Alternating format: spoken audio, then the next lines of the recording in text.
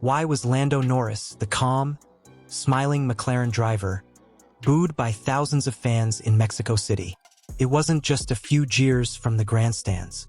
It was a wall of sound, a disapproving echo that followed Norris from the podium to the press room.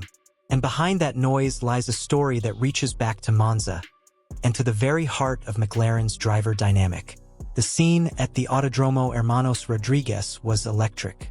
The Foro Sol Stadium, an arena that amplifies every emotion, was alive with passion. Every car that entered the section was met with a roar. But when the papaya-orange McLaren, car number 4, swept through, the cheers transformed into something else entirely. A cold murmur, boos that cut through the symphony of engines and air horns. It began even before the race. During qualifying, during driver introductions, and again after the checkered flag, Norris was met with audible disapproval from the crowd. And when he climbed the podium, the moment every driver dreams of, the jeers grew louder. It was impossible to ignore. For many, the question was simple: why him? Why was a driver with no history of controversy in Mexico suddenly public enemy number 1? The answer lies in perception, and how the ripples from a single team order in Monza had crossed oceans to reach Mexico. In the post-race press conference, Norris was asked about the boos. He smiled, almost disbelieving. "I don't know why, to be honest," he said. "People can do what they want. That's sport sometimes. I can't stop laughing when I get booed. Maybe it makes it more entertaining for me." It was a remarkably calm response. Lighthearted. Even a sign of maturity from a driver who's been through a turbulent season. But the subtext was clear. He genuinely didn't understand where the animosity came from. To the fans in Mexico, however, the reason seemed obvious. A growing belief, fueled by social media and fan polls, that McLaren's internal politics were favoring Norris over his teammate Oscar Piastri. And that belief had already taken root weeks earlier in Monza. At the Italian Grand Prix, McLaren made a controversial call. After a slow pit stop dropped Norris behind Piastri, the team instructed the Australian to hand the position back, arguing that Norris had lost time through no fault of his own. To McLaren, it was a matter of fairness, correcting an internal imbalance caused by pit lane misfortune. But to fans, particularly those in Mexico, it looked like manipulation.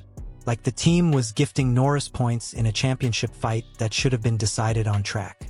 Local publication Fast Mag even ran a poll asking readers if Norris was being gifted the championship. The response was emphatic and emotional. Many fans felt that Piastri, the quiet and hard-working Australian, was being denied equal treatment. So when Norris arrived in Mexico, 6,000 miles from Monza, the crowd had already made up its mind. During the post-race press conference, Fast Mag journalist Carlos Jalife directly challenged Norris. Would he consider giving back the 3 championship points gained through that Monza swap?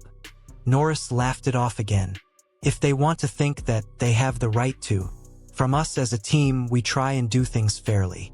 It's no different from when I gave Oscar the win he deserved in Budapest 2 years ago." It was a pointed reminder that team orders cut both ways, and that fairness often depends on where you're standing. Away from the noise, Norris's weekend in Mexico was near perfect. He had handed his car to Pato Howard, Mexico's own IndyCar star, for the first practice session, a gesture that might have earned goodwill in another context. But when Norris climbed back in for FP2, he was immediately on pace. Confident, precise. By Saturday, he delivered one of the standout laps of the season, a pole position lap that defied the thin air and the long straights of Mexico City. On race day, he converted it into a lights-to-flag victory. The only moment of drama came in the opening laps, when Ferrari's Charles Leclerc briefly passed Norris after cutting a corner. Leclerc soon ceded the position, and from there, Norris disappeared into the distance. It was clinical, controlled, and composed, the work of a driver at his peak. And yet, as he lifted the winner's trophy, the boos returned.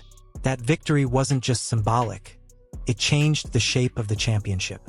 With 4 races remaining, Norris reclaimed the points lead from his teammate, Oscar Piastri, the first time he'd led the standings since losing it back in April after the Saudi Arabian Grand Prix.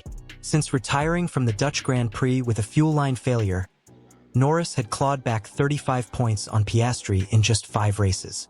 He had reasserted control in the title fight, and perhaps that, more than anything, fueled the frustration of fans who saw imbalance in McLaren's calls. Meanwhile, Max Verstappen had been mounting a late-season charge of his own. 3 wins and a second place in the last 4 races had closed the gap dramatically. Coming into Mexico, many predicted he could still snatch a 5th consecutive world title. But McLaren's resurgence and Norris's statement victory have kept the Papaya team firmly in command of both the Drivers' and Constructors' Championships. Team Principal Andrea Stella summed it up. "Our confidence has increased. We've proven we can win races and sometimes dominate them. The key now is to extract all the performance the car has and let both drivers fight fairly." It was both a declaration and a subtle reassurance, aimed at fans, journalists, and perhaps the 2 men behind the wheel. The story of McLaren in 2025 has been one of balance, and how difficult it is to maintain.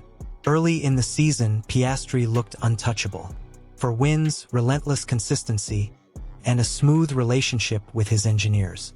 Norris, by contrast, was struggling with the car's front-end feel, describing it as unnatural and unpredictable.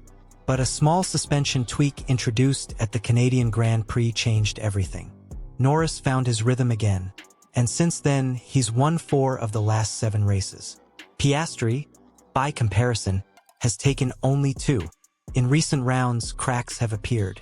Piastri crashed multiple times in Baku, lost rhythm in Singapore, and suffered from a lack of pace in the United States and Mexico.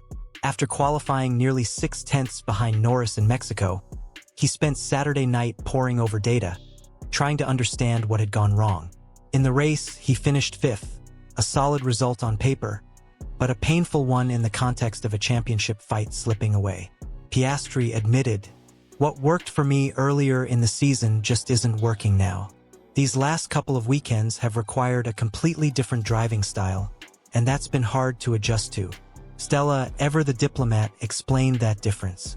Lando excels in low-grip conditions. Oscar's style suits higher grip.